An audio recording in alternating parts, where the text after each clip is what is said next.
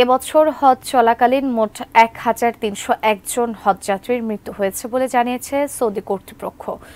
তবে এদের বেশিরভাগই ছিলেন অননুমোদিত হজযাত্রী।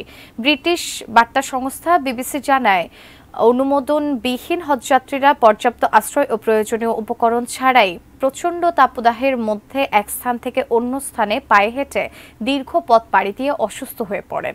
এছাড়া যারা মারা গেছেন তাদের মধ্যে কয়েকজন বয়স্ক বা দীর্ঘস্থায়ী অসুস্থ ব্যক্তি ছিলেন বলেও জানিয়েছে বার্তা সংস্থাটি।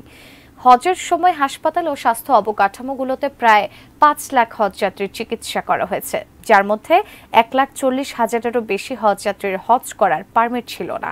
এবারের হজে ৬৫৮ জন মিশরীয় মারা গেছেন। ইন্দোনেশিয়া বলছে তাদেরও ২০০ জনেরও বেশি নাগরিক প্রাণ হারিয়েছেন এবং ভারতও তাদের ৯৮ জন হাজির মৃত্যুর কথা জানিয়েছে। এছাড়া Pakistan, Malaysia, Jordan, Iran, Senegal, Sudan এবং ইরাকের স্বায়ত্তশাসিত কুর্দিস্তান অঞ্চলও তাদের হাজিদের মৃত্যুর বিষয়টি নিশ্চিত করেছে।